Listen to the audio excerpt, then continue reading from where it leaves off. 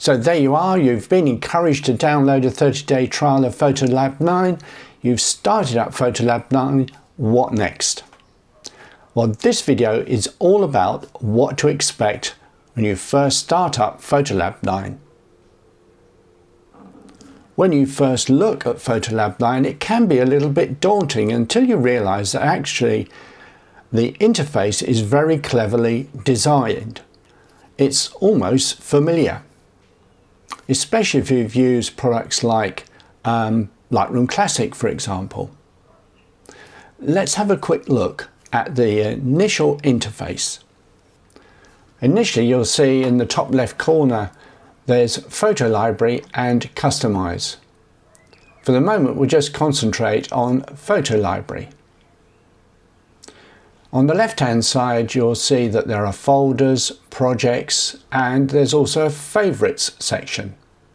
In the middle is a preview of a selected image, and underneath that are all the images in a particular folder that's been selected. On the right-hand side, it's all your metadata together with a histogram. Now, the first thing to realise with PhotoLab 9 is that there is no catalogue. So transferring images from your camera onto your PC is very simple and straightforward. It's just copy and paste into a folder of your choice. Let's have a quick look and see how I've set up my photo library. When you copy your images from your camera to your PC, you'll of course put them into some sort of folder structure. Here's mine. I tend to put them into what I call my current work in progress folder, and all the images are stored in date order. Very simple. The beauty of doing this though is that I can go right click and I can add a folder to my favorites, and as you see, I've done that with my current work in progress folder, which contains all the dated folders underneath that main folder. I've also done the same with years as well, but I rarely dip into those. So that's favorites and folders, and underneath that you'll see projects. Now at first glance you might think, well, projects can be collections, as in like Lightroom Classic uses collections. But actually it's a little bit more versatile than that and a little bit more easy to use. So projects are literally just that. Let's have a look at my current projects. So projects contains a few little projects that I've been working on with my videos for the channel. And when I finish with a project, I can just delete it and get rid of it. So I don't have to have enormous lists of projects as a way of organizing my photographs. So now we've seen how the photo library works, let's have a look at customization or development of our images. All you have to do when you're in the photo library is to double click a selected image or click Customize to get started.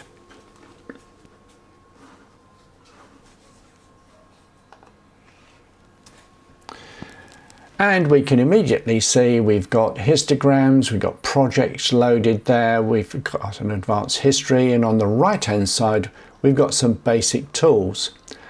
Now this is the standard DxO workspace. It has all the tools that you're probably likely to need from the get-go.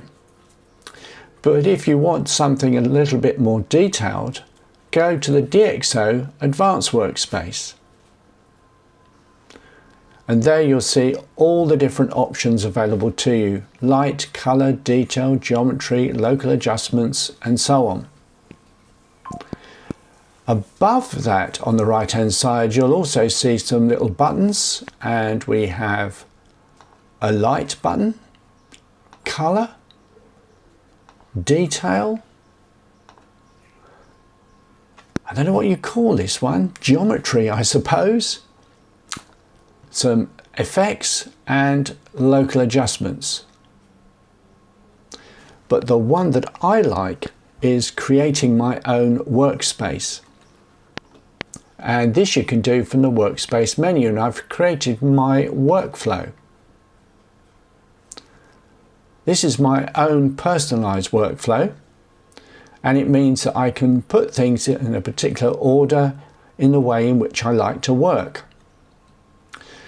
And I can add or take away these things. So let's, for example, say, I don't know, let's pick on detail. And let's decide that we want to have retouch in our workflow. So left click and drag, decide where you want to have it, and drop it in place. That's in your workflow. All you have to do then is go to the workspace menu, save workspace, leave the name as it is, click save, and you've updated your workflow. I hope you found that brief introduction to PhotoLab 9 useful, and it'll give you a really good head start on your 30-day trial. I have found it to be fantastic software for raw editing. I haven't seen or found anything better. So yes, I am totally biased and totally behind DxO PhotoLab 9. Now, I was asked by DxO if I wanted to take part in the Father's Day promotion offering people a 20% discount on the price. And I said, of course, absolutely.